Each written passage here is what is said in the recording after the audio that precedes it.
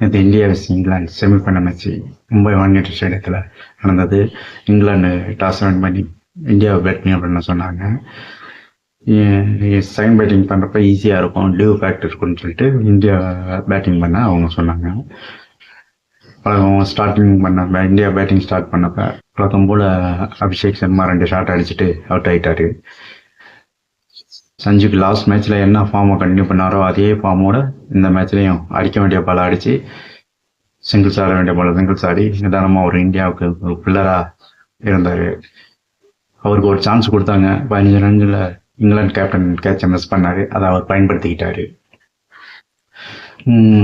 சிவன் தூபே, இஷான் கிஷன் அவங்களும் ஒரு பார்ட்னர்ஷிப்பை கொடுத்து சஞ்சுக்கு சப்போர்ட்டிவாக இருந்தாங்க. இந்தியா 253 அடித்தாங்க. கடைசி கட்டத்தில் பாண்டியா ஒரு 2 6 அடித்து 253 கொண்டு வந்தார். செகண்ட் பேட்டிங் ஸ்டார்ட் பண்ண இங்கிலாந்து 253 எப்படி சேஸ் பண்ணுவாங்களா, இது ஒரு ஹை ஸ்கோராக இருக்குது அப்படின்னு பார்க்குறப்ப அவங்க இதே பிச்சில் 2016 வெஸ்ட் இண்டீஸை 230 அடிச்சிருக்காங்க. அதுவே அவங்க ஹையஸ்ட் ரெக்கார்டு. சரி, அதை இந்த மேட்ச்சில் இதை அடித்தா அவங்க ஒரு ரெக்கார்டு படைக்கலாம் அப்படிங்கிறப்ப பேட்டிங்கை ஸ்டார்ட் பண்ணாங்க. ஆரம்பத்தில் ஸ்டார்டிங்கை கொடுத்த பட்லரும் ஷாட்டும் அவுட் ஆகிட்டாங்க.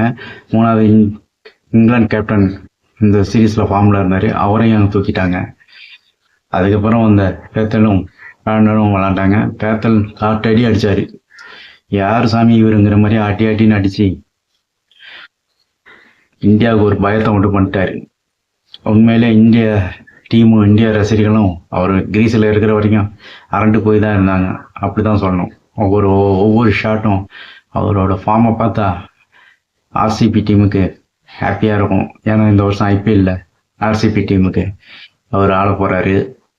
அவரோட ஃபார்மு ஆர்சிபி டீமுக்கு ஒரு பெரிய பூஸ்டாக இருக்கும் இந்த ஐபிஎல் சீரீஸ். இங்கிலாந்து நல்லா சேசிங் பண்ணிட்டு வந்தாங்க. ரன் ரேட் என்னவோ அதை அப்படியே மெயின்டைன் பண்ணிக்கிட்டு ரெக்கார்ட் ரன் ரேட்டை அப்படியே கொண்டு வந்துக்கிட்டே இருந்தாங்க. கடைசி கட்டத்தில் இந்த பும்ராவோட 16th ஓவரும் 18th ஓவரும் ஒரு டேர்னிங் மாதிரி தான் சொன்னோம். 16th ஓவரில் 8 ரன்னும் 18th ஓவரில் 6 ரன்னும் கொடுத்து அப்படியே ஒரு ரன் ரேட்டை கட்டுப்படுத்தினார். அந்த ப்ரெஷரில் இவர் வேற ரன் அவுட் ஆனார் பேத்தல். அதுவும் இந்தியாவுக்கு ஒரு சாதகமாக இருந்தது. இந்தியா ஃபீல்டிங் எனக்கு ஒண்டர்ஃபுல்னு சொல்லணும். அக்ஷய் பட்டேல் பிடிச்ச 2 கேட்சு, திலக் வர்மா பிடிச்ச கேட்சு எல்லாமே சூப்பர். அது ஒரு டேர்னிங் பாயிண்ட் விக்கெட்டாகவே எல்லாமே அமைஞ்சது. ஹார்திக் பாண்டியாவோட ஃபீல்டிங்னால பேத்தலோட ரன் அவுட்டு, பும்ராவோட பவுலிங்கு, சஞ்சு சாம்சன் பேட்டிங் எல்லாமே ஒரு டீம் ஒர்க்காக நேற்று இந்தியா வின் பண்ணுறதுக்கு ஒரு அமைஞ்சது.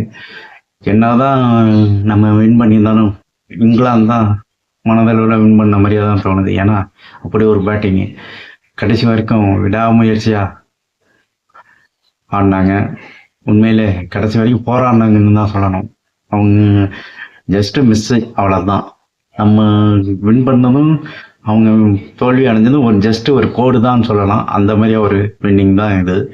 இருந்தாலும் நம்ம செமி ஃபைனல்லேருந்து ஃபைனலுக்கு போயிட்டோம். ஃபைனலில் நியூசிலாந்தை சந்திக்க போகிறோம். பார்ப்போம் இந்தியாவோட பர்ஃபார்மன்ஸு ஃபைனலில் இதே மாதிரி தோணுதுன்னா திருப்பியும் ஒரு கப்பை தூக்கலாம்.